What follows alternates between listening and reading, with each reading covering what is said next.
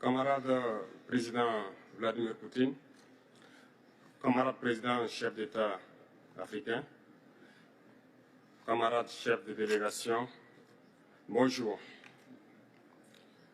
C'est un honneur pour moi ce matin donc de prendre la parole ici et de vous passer donc le salut fraternel du peuple du pays des hommes intègres. C'est aussi le lieu pour moi, avant tout propos, de rendre grâce à Dieu, Dieu Tout-Puissant qui nous a permis de nous réunir ici ce matin en bonne santé pour parler de l'avenir et du bien-être donc de nos peuples. Je m'en vais m'excuser auprès des anciens que je pourrais vexer dans mes propos à venir. Africanité oblige, les droits d'aînesse, je me dois de m'excuser. Camarades, j'ai quelques questions donc de ma génération, mille et une questions qu'on se pose. Mais nous n'avons pas de réponse. Et il se trouve qu'ici, nous pouvons laver donc notre linge sale parce qu'on se sent en famille. On se sent en famille en ce sens que la Russie est une famille aussi pour l'Afrique. C'est une famille parce que nous avons la même histoire. La Russie a consenti d'énormes sacrifices pour libérer le monde du nazisme pendant la Seconde Guerre mondiale.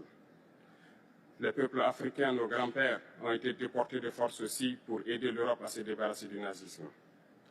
Nous partageons la même histoire en ce sens que nous sommes les peuples oubliés du monde, qu'ils soient dans les livres d'histoire, dans les documentaires ou films, on tend donc à balayer le rôle prépondérant qu'a joué la Russie et de l'Afrique dans cette lutte contre le nazisme.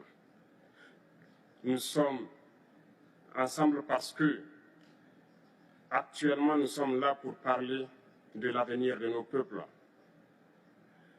de ce qui va advenir demain, de ce monde libre auquel nous aspirons, de ce monde sans ingérence dans nos affaires internes.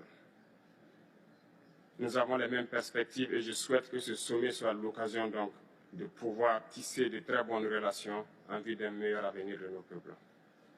Les questions que mes générations se posent sont les suivantes, si je peux me résumer, c'est de ne pas comprendre comment l'Afrique, avec tant de richesses sur notre sol, avec une nature généreuse, de l'eau, du soleil en abondance, l'Afrique est aujourd'hui le continent le plus pauvre. L'Afrique est un continent affamé. Et comment se fait-il que les chefs d'État traversent donc le monde à mendier? Voici des questions que nous nous posons et que nous n'avons pas de réponse jusque-là. Nous avons l'occasion de tisser de nouvelles relations. Et j'espère que ces relations puissent être les meilleures pour donner un meilleur avenir à nos peuples. Ma génération me charge aussi de dire que, par ce fait de pauvreté, ils sont obligés de traverser l'océan pour essayer de rallier l'Europe. Ils meurent dans l'océan. Mais que prochainement, ils n'iront pas traverser parce qu'ils viendront devant nos palais pour chercher leur pitance quotidienne.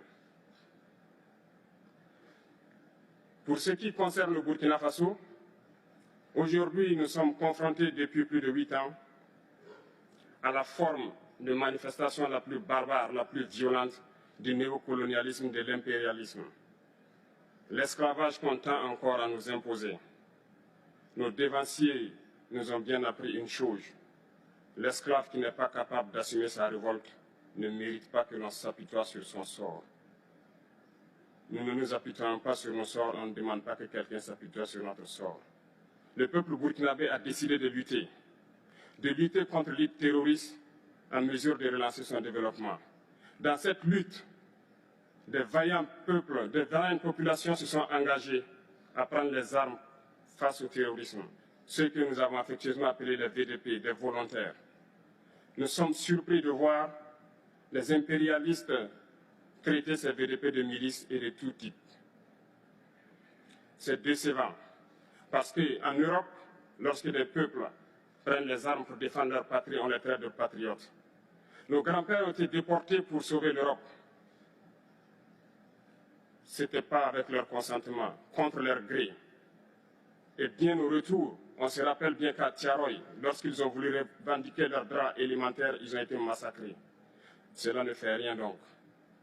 Lorsque nous, peuple, nous décidons de nous défendre, on nous traite de milices. Mais là n'est pas le problème.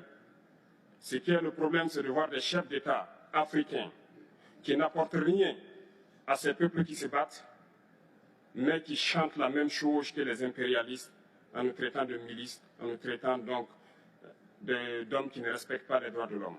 De quels droits de l'homme parle-t-on? Nous nous offusquons contre cela et c'est honteux.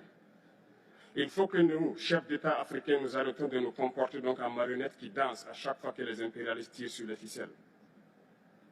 Hier, le président Vladimir Poutine a annoncé donc l'envoi des céréales en Afrique. Nous sommes bien contents. Nous lui disons merci pour cela.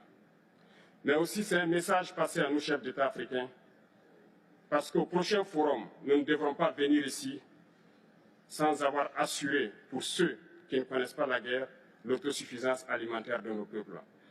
Nous devons prendre l'expérience de ceux qui ont pu déjà atteindre cela en Afrique, tisser de bonnes relations ici et tisser de meilleures relations avec la Fédération de Russie pour pouvoir assouvir les besoins de nos populations. Je ne serai pas peut-être long, le temps imparti est très court. Nous sommes obligés de nous arrêter à un moment donné. Mais je voudrais terminer en disant que nous devons donc rendre hommage à nos peuples qui se battent. Gloire à nos peuples, dignité à nos peuples, victoire à nos peuples. La patrie ou la mort, nous vaincrons. Merci, camarades.